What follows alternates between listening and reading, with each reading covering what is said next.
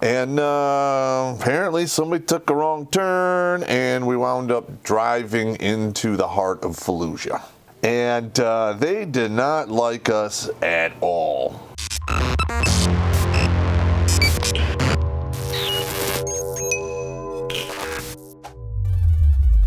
All right, everybody, Terrence Popp here with another episode. Live from the Lair. All right, so we're still talking about Company F425, the first, I think, 4 to 6 weeks in Iraq. Like I said before, it was a huge culture shock because, you go from, the land of the big PX, where you can pretty much do whatever the fuck you want, to you are the prey and people are trying to kill you. Okay, that was pretty crazy. Abu Ghraib prison is literally, I think, 3.5 miles away from Fallujah, right up the main MSR that runs, used to run in front of the prison. When the 3rd Platoon, finally, got out of the towers, a little bit, they had to, on top of doing everything else they were doing, they had to go now play catch up and do all of the ranges and all the shit they were supposed to do. And one of the ranges was down the road, somewhat close to Fallujah. And I remember I was on this convoy, and we had another NCO who's navigating up in the front vehicle. I was just one of, the drone vehicles in the middle. And you just kind of, point your gun out the window and, do your deal. And apparently somebody took a wrong turn, and we wound up driving into the heart of Fallujah.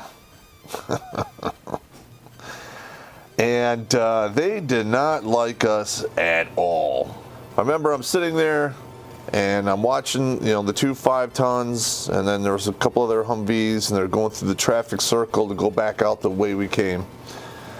And working the traffic circle was a Iraqi police guy, and we're rolling by, and when I go past this cop, he's about 10 feet away from me, and he makes eye contact with me, and he says, "Not a good idea." So, if we would have fucked around in that city, we would have been lit up, okay? But I don't care who you are. There's always a reaction time. Unless you have a QRF on standby, you're not going to gather all your guys and do shit inside of 1 or 2 hours. So we rolled back out, and on the way back, one of our 5-tons broke down, and it broke down under an overpass, and we're kind of fucked. We called the sheriff to get a recovery vehicle out there, and it's like a 3 or 4 hour wait.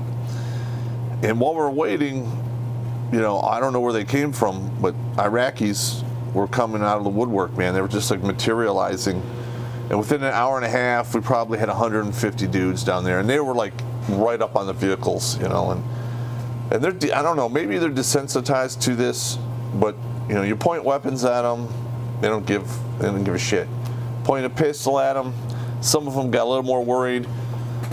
But they've been living in a culture of war and exposed to the brutality of Saddam Hussein at the time for decades. So I mean, who are we to show up there and scare these fucking people? Well, I'm going to tell you. I told everyone to pull up their tomahawks, which they did.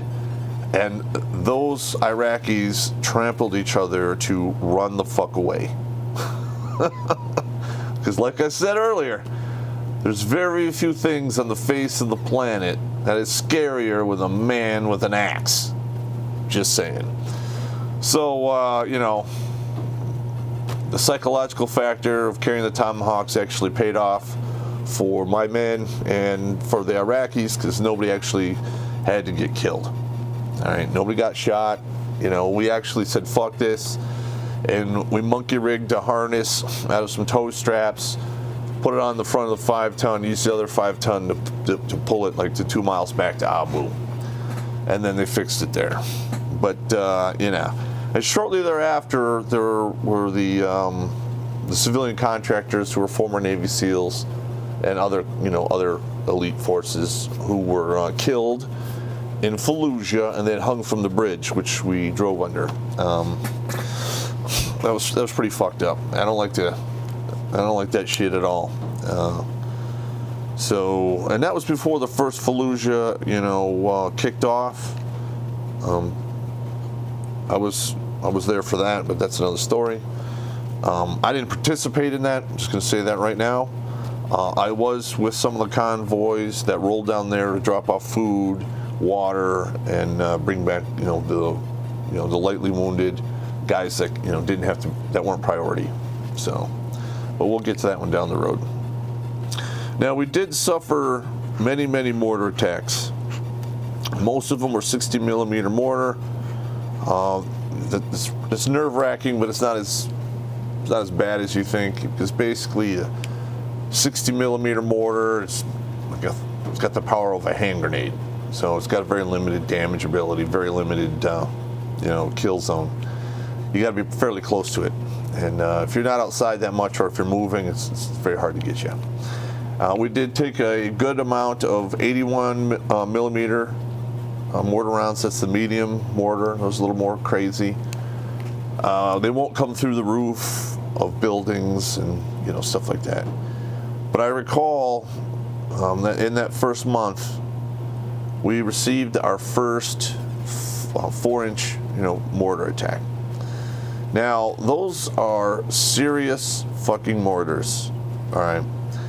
That will go through a concrete roof and then detonate on the inside. And if you're in a building and it comes through the roof and you're in the room with it, when it comes in, you're getting turned to what's left of a fruit smoothie, because things is brutal. And that one, when you'd hear that one go off, you would know it, and you get that lump, in your throat. You're like, oh shit. I mean, to this day, I can go to fireworks and listen to the fireworks because it's a different sound. It's a deeper. It doesn't really freak me out too much. But every once in a while, they'll have that one report, and when it detonates, it's a much higher pitch. And it doesn't really sound like a boom. It's more like a rip.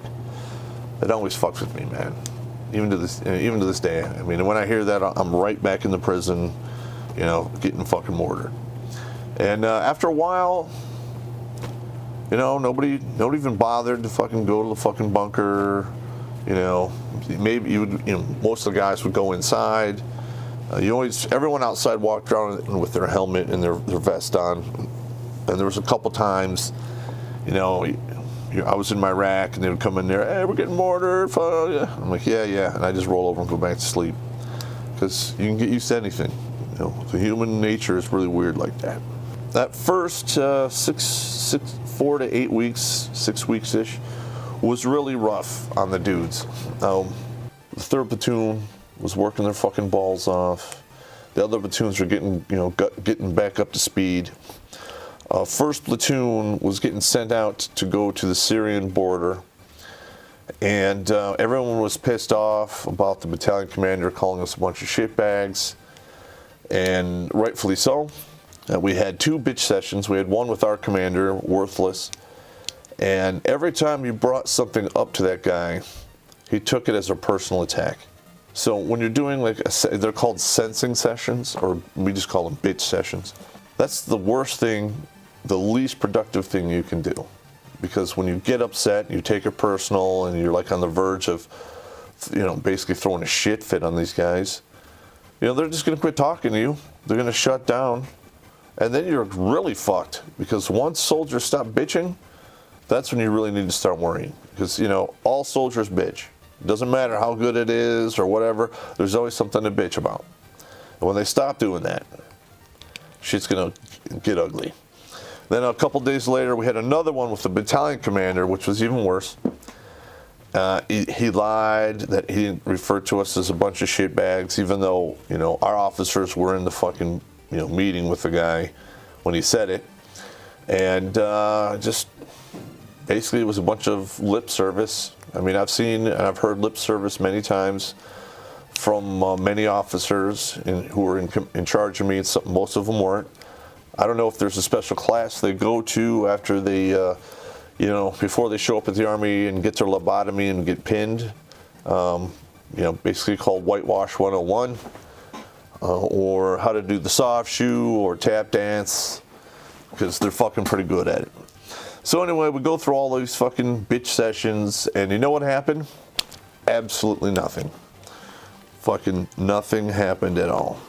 And Charlie Brown, the worthless lapdog, his only answer was, suck it up. And like I said earlier, suck it up works when you're in the National Guard and you know you're only going to be in the field for 2 weeks. It doesn't work when you're going to be in country for a year and you're getting mortared 3 to 5 times a fucking day. When your men are upset and they want to have answers, there's nothing in the rule book that says that you have to give them the answer that they want to hear. But if they ask questions of you and you are in a position of authority, it would be in your best interest to answer them and be truthful about it. Because there were lots of guys, after they, the worthless and lapdog fucking didn't do what they were fucking supposed to do, they would come to me and bitch. So I wasn't technically even the first sergeant at this time. And I'm running interference for soldiers and doing all kinds of first sergeant kinds of duties because the fucking lapdog wasn't doing his fucking deal. Fuck that guy. So, that's pretty much how that went. Another thing now, this is actually really funny. They put together a computer cafe, or lab as we called it. And you would go in there and you would sign up on the waiting list to go use a computer, do what you got to do, email or want to Skype or whatever you're going to do.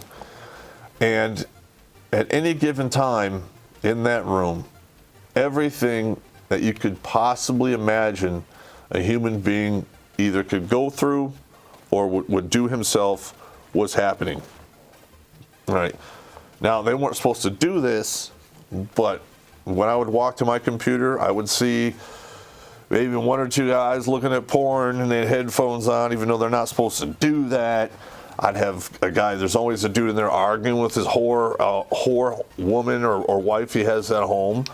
There's a dude, on the verge of crying because a relative died or somebody's sick in his family. It was insane. It was fucking crazy. I know. I remember, he wasn't in my unit. He was a Puerto Rican guy. And, Puerto Ricans, all the Hispanics, they run hot when it comes to temper. And at least half a dozen times, this guy is standing up, yelling into the computer at somebody on the other side. And I'd be like doing my thing, and I'm like, yo, sit down. Just sit down and yell. You don't have to stand up and yell. You're making me fucking nervous, all right? Come on. The computer lab, that shit was fucking funny.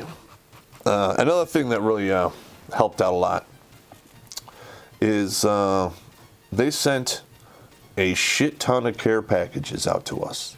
All right, now a lot of them came from family members, but the USO and other organizations, even whole schools back in the stateside, were putting together fucking these care packages and sending them out to us. And the shaving cream and baby wipes and razors and Q-tips and Band-Aids, Bactine, other minor medical supply stuff. That stuff really helped out a lot.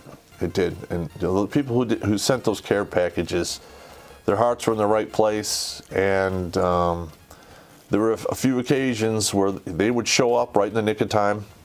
I'd have to make that walk to the chow hall, and I'd open up a box, and there'd be like 3 cans of tuna. I'm like, all right, I don't have to walk across the fucking kill zone for at least 2 days because I can live on this.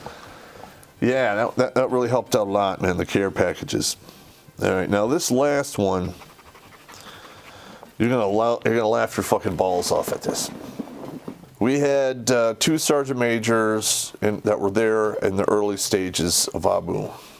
One was the 504th MI Brigade, and then we had the sergeant major for the 202 MI Battalion. Now, it became noticed by the dudes because they brought it in, they set up a shower facility right where all the mortars landed a couple weeks prior.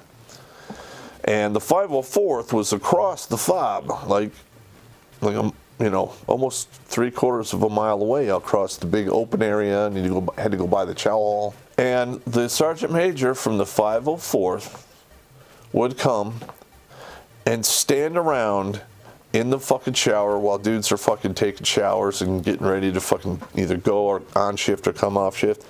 And it was creeping the dudes out.